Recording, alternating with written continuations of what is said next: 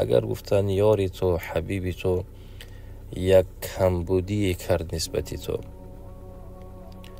یک خطای کرد نسبتی تو، پس گفتن جاءت محاسنه بألف شفیع، تو فراموش نکن گفتن که با صدها کارهای خوبی که کرد باید که این عمل را ستر کند.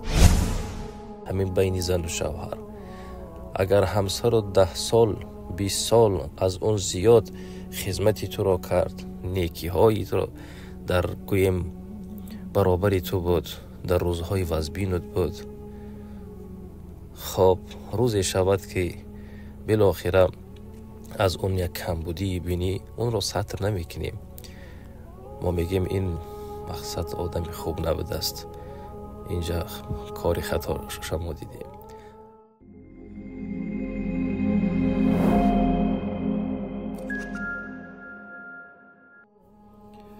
درود و رحمت الله باد بر شما برادران عزیز، صبحتان بخیر. یکی از شاعرها میگفتن و اذا الحبیب اتى بذنب واحد جاءت محاسنه بألف شفیع. چی یک زیبا گفتن شاعر، چی یک شعر حیاتی پر نظم پر معنا. گفتن اگر حبیبی تو، مراد از حبیب این برادر هست، دوست هست، همسایه هست، رفیق هست، همسر است. اگر گفتن یاری تو، حبیبی تو یک کمبودی کرد نسبتی تو،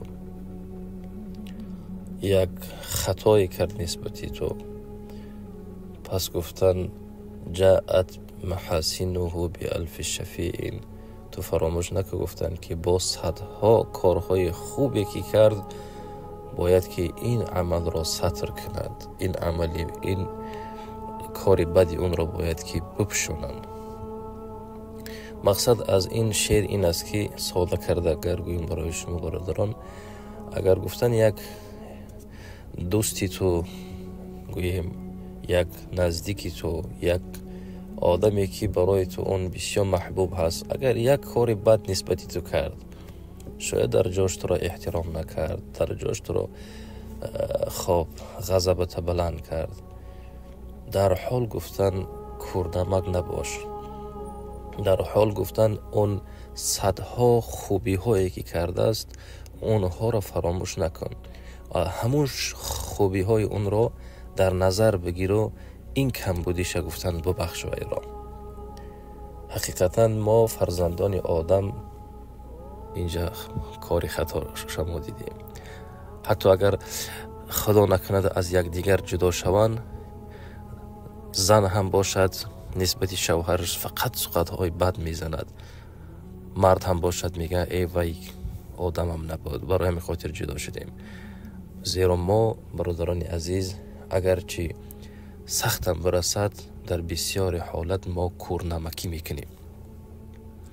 همین هم حضرت گفته است که شما کورنمک نباشید. آخه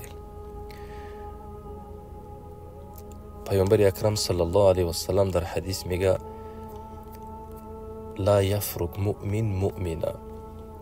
ولو نظر کنید که پیامبر اکرم صلی الله علیه و سلم میگه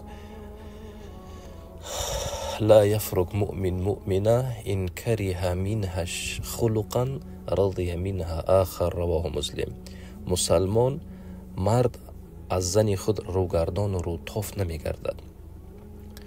اگر یک خلق اون، یک گویم رفتار زنش که برای اون معقول نشد، با رفتار دیگرش هست که اون در پیسند میآید.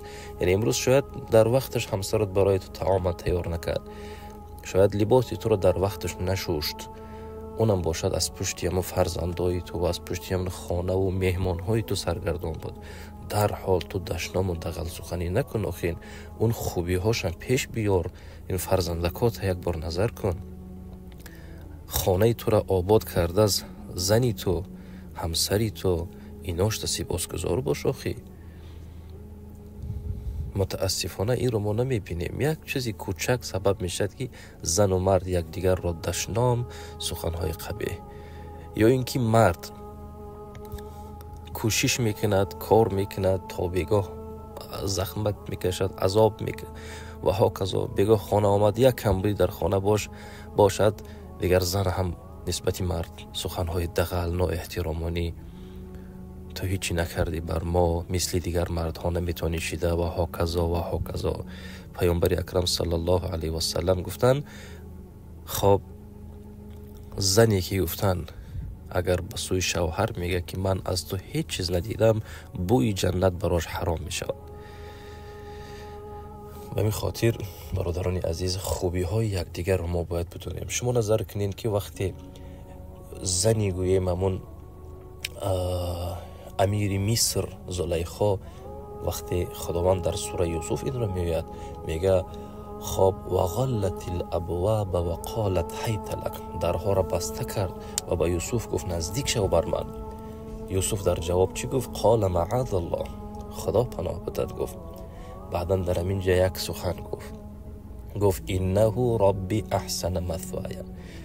گفت که انه ربی، یعنی بعضی مفسرین گفتن ربی ای به سوی الله میرد، جزء دیگر گفتن ربی با معنای مربی هست، یعنی شوهری تو مرا تربیه کرد، برای من رفتار خوب کرد، بهترینی معامله کرد بر من. چه خیلی من در این حالت با همسر اون را خیانت میکنم. خوبی های همون گویم شوهر زلیخا را در یاد آورد یوسف و گفت انه ربی احسن مثوای. اون گفت شوهری تو مربی من، معلمی من که مرا در این قصر تربیه کرد، اون با من رفتار و آداب خوب کرد، در حق من خوبی های زیاد کرد، چگونه من در حق اون خیانت میکنم؟ ای کاش که ما و شما را برادران عزیز وقتی که از یک برادر نسبتی ما سخنی ناجا میزند، ما بگیم که اون برادر در حق ما خوبی کرده است.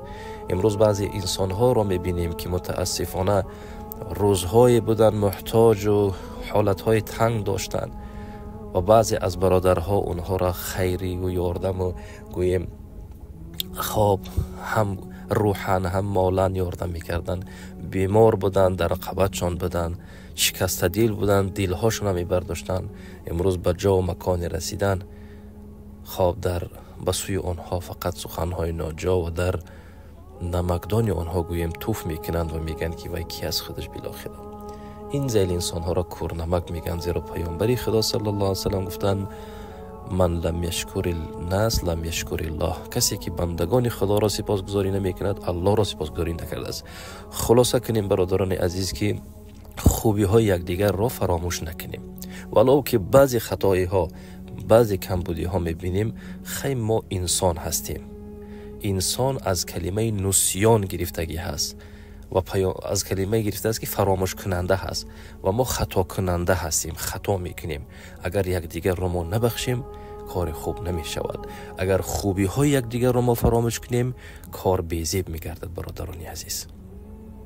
همین خاطر خوبی های یک دیگر را فراموش نکنیم. الله شما را حفظ کند و روزتان پر نور و پر برکت باد.